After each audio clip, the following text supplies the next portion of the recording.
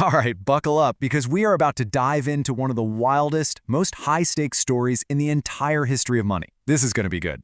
So here's the big question, right? How did a single family, starting from basically nothing, build a financial network so powerful it could fund empires and shape the course of history?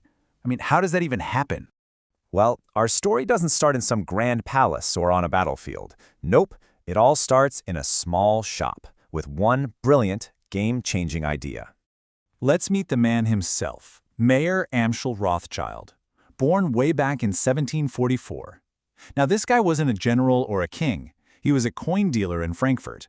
But he saw something that nobody else did. And this was his aha moment. Pow! He got it! Sure, kings have armies. But what makes an army march? Money. Cold hard cash.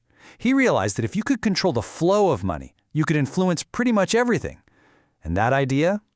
Well, that was the spark. Okay, so Mayer's got this incredible idea, but an idea that big needs a team to make it happen. And what a team he put together. Get ready for the Five-Brother Network. And zoom! Just like that, Mayer sends his 5 sons out across Europe like financial commandos on a mission. Amschel, he stays in Frankfurt, running the command center.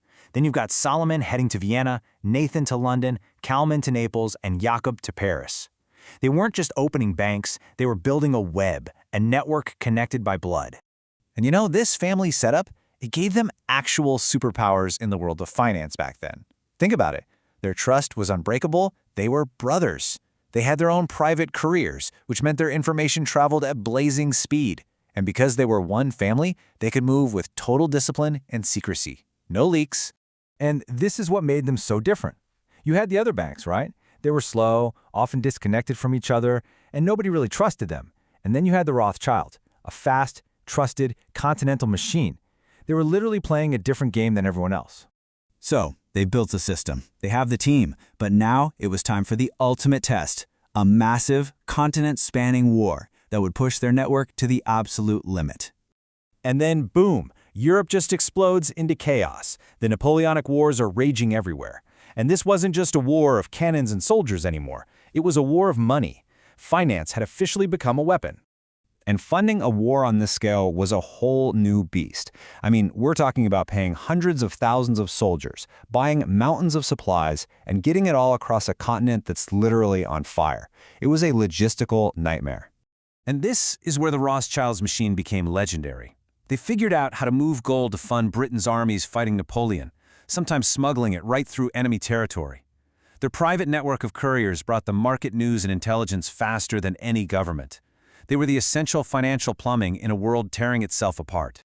So, the war is over. Napoleon is defeated. But for the Rothschilds, the work was just getting started. It was time to shift gears, from financing war to financing the entire future. After the wars, their influence just went into overdrive. First, they loaned money to governments to help rebuild a shattered Europe. Then they poured money into the brand new railway systems crisscrossing the continent, basically laying the tracks for the industrial age. They backed mines, factories, and then they made one of their biggest plays ever. 1875, you got to remember this year. This is when the London branch helped the British government secretly buy a massive stake in the Suez Canal. I mean, this single deal helped secure the British Empire's main shipping route to India. We are talking about global-level power moves here. And you know, in the end, their most powerful asset wasn't gold. It was their name. In the Wild West of 19th century finance, everything felt risky. But if a government loan was backed by the Rothschilds, everyone knew it was solid. Their name was the ultimate seal of approval. It was literally as good as gold. Now, when you get that rich and that powerful, you know what comes next, right? The stories, the legends. Some of them, pretty wild. So let's separate the myths from the machine. I'm sure you've heard this one. It's the most famous story of them all. The legend goes that Nathan Rothschild got the news of Napoleon's defeat at Waterloo before anyone else, used that secret info to crash the stock market, and then bought up everything for pennies on the dollar. It's a fantastic story, right? Super dramatic, makes for a great movie scene. But is it actually true? And thud. Myth busted. Sorry to break it to you, but historians have pretty much shown that this story was a huge exaggeration that got twisted over time. But here's the thing, the truth is actually way more impressive. Their success wasn't because of one lucky trick. It was because they built a disciplined, systematic financial machine that just plain out outworked and outsmarted everyone else day in and day out. So why did these myths get so popular? Well, it was kind of a perfect storm, really. You had massive envy over their incredible wealth.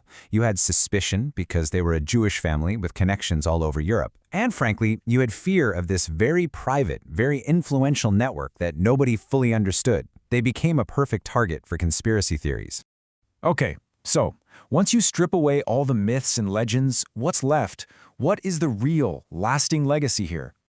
It all boils down to this. They basically wrote the blueprint for modern global finance. Way before the internet, before telegraphs, they proved that a network built on lightning-fast information, total trust, and perfect coordination could be even more powerful than armies.